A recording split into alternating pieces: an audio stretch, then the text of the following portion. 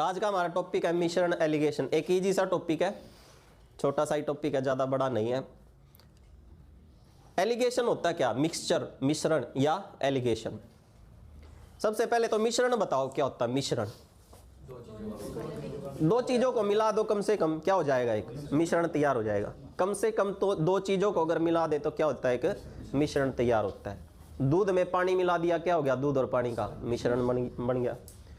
ठीक है, तो मिश्रण क्या होता है? कम से कम दो चीज़ों को मिलाने से एक मिश्रण तैयार होता है। मान लिया आप बाजार में गए, मार्केट गए, देखो कोई भी चीज़ है ना एक तरह की नहीं होती। आप कोई भी चीज़ खरीदने जाते हो ना तो उसकी अलग अलग वैरायटी होती है। क्वालिटी के हिसाब से क्या होता है, उनका रेट भी अलग अलग होता है। मान लिया आप चावल खरीदने के लिए गए और दुकानदार को बोला कि भाई मेरे को चावल चाहिए, तो दुकानदार आपको बोलता है कि भाई मेरे पास दो तरह के चावल हैं। एक तो ये बोल देगा कि मेरे पास 50 रुपये पर केजी के चावल हैं, और एक बोल देगा कि मेरे पास जो है 80 रुपये पर केजी के चावल है। एक तो क्या हो गए सस्ते और एक क्या हो गए महंगे। ठीक है, मैं बोला कि इन दोनों को मिला के और तब दे दे मेरे को, तब बता कितने का पड़ेगा। ठीक है, वो बोला कि अगर आप इनको मिलवाओगे ना तो आपको मान लेते हैं कि ये आपको 60 रुपये पर केजी के हिसाब से पड़ जाएंगे, 60 रुपये पर केजी। ठीक है, देखो अगर मैं सस्ते सस्ते खरीदता हूं तो 50 रुपये पर केजी, महंगे खरीदता हूं तो 80 रुपये पर केजी। लेकिन मैंने क्या किया, दोनों को मिलवा लिया। दोनों को मिलवा लिया तो कितना हो गया? 60 रुपये पर केजी होगा। ठीक है, अब उसने वो चावल किस अनुपात में मिलाए हैं, ये आपसे क्वेश्चन पुट होगा कि उसने सस्ते तो कितने डाले उसमें और महंगे कितने डाले। ठीक है, एक एलिगेशन तैयार करना है, एक तरफ सस्ती एक तरफ महंगी, बीच में दोनों का एलिगेशन मिश्रण। ठीक है, तो एलिगेशन देखो भाई इस तरह से बनता है, इधर से घट के इधर आता है इसका रेशो होता है, और इधर से घट के इधर जाता है इसका रेशो होता है। बड़े में से छोटा लेस होता है, हमेशा याद रखना। जैसे 80 में से 60 गया, कितना बच गया?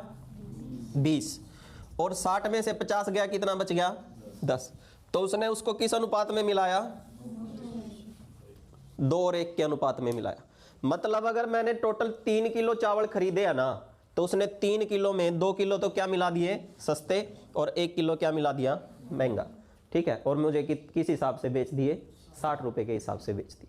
ठीक है, उतना ही आएगा। देखो अगर मैं 50 रुपये पर केजी के 2 किलो चावल खरीदता हूं तो कितने रुपए के हो गए? 100 रुपये के हो गए। और 80 रुपये केजी के पर केजी के 1 किलो चावल खरीदता हूं तो कितने रुपए के हो गए? 80 के। टोटल मैंने कितने खरीद लिए? 3 किलो, और उनके कितने रुपए दिए? 180। तो इसका मतलब 1 किलो चावल कितने रुपए के हो गए?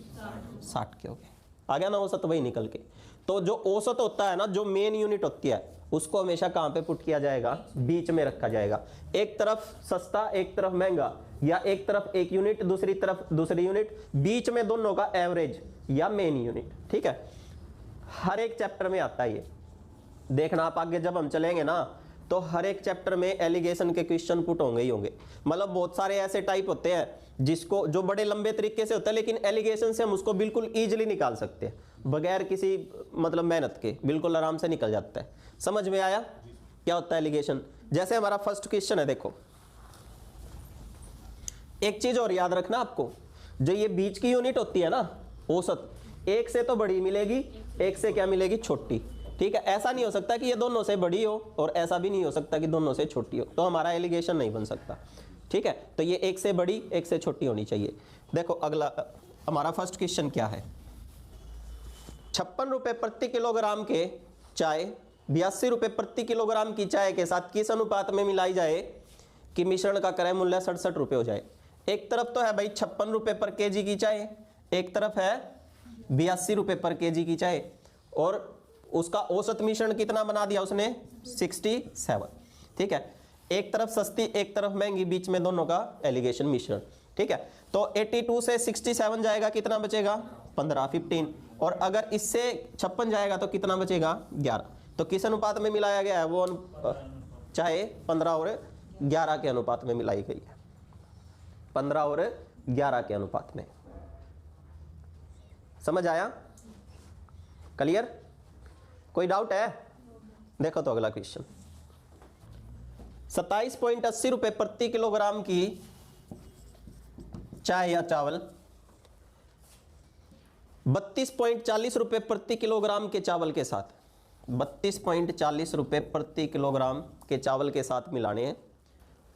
किस अनुपात में मिलाएं कि मूल्य कितना हो जाए, 30 रुपए हो जाए। कितना हो जाए, 30 रुपए हो जाए। तो मेन यूनिट कहाँ पे रख लेंगे, बीच में रख लेंगे। ठीक है, एक तरफ सस्ती एक तरफ महंगी, बीच में दोनों का मिश्रण, एलिगेशन। ठीक है, अब देखो सबसे पहले तो पॉइंट के बाद जीरो की क्या नहीं होती, कोई भी वैल्यू नहीं होती। आप इसको हटा सकते हो। देखो इजी करना है हमको इसको।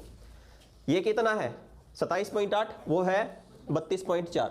आप इसको भी हटा दो, पॉइंट हटा के बस ये देखो कि पॉइंट के बाद कितने डिजिट है, एक। यहाँ पे भी एक है, सेम है ना, तो यहाँ पे एक जीरो लगा दो।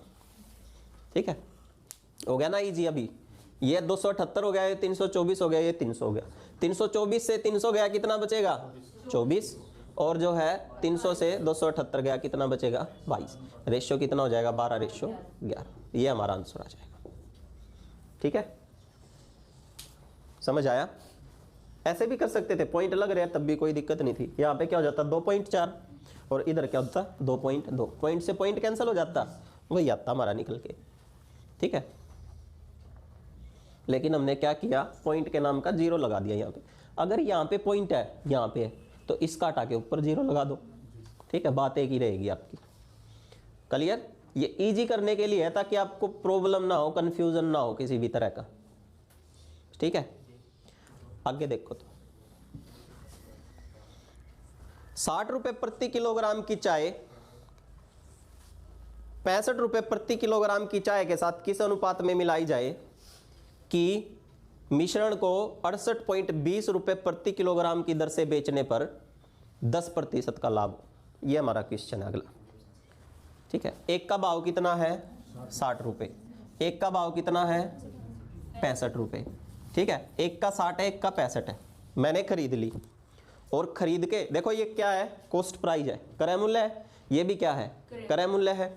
ये भी क्रय मूल्य है, ये भी क्रय मूल्य है। तो ये भी क्या होना चाहिए, बीच में क्रय मूल्य ही होना चाहिए।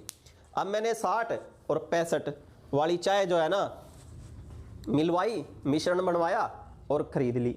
और मैंने खरीद के मैं ले आया और मैंने बेच दिया उसको। बेच कैसे दिया, 68.20 रुपए पर केजी। अब ये 68.20 रुपए जो पर केजी के हिसाब से गया, ये क्या है, ये सेलिंग प्राइस है। ठीक है, अब अगर ये कॉस्ट है, ये कॉस्ट है, तो ये भी कॉस्ट प्राइस होना चाहिए। अब अगर ये सेलिंग प्राइस है तो हमको कॉस्ट प्राइस निकालना है। निकाल सकते हैं हम, क्योंकि उसने बताया कि 68.20 में बेच के मुझे 10% का क्या हुआ है, प्रॉफिट हुआ है। ठीक है, किसी भी चीज का कॉस्ट प्राइस कितना होता है 100%।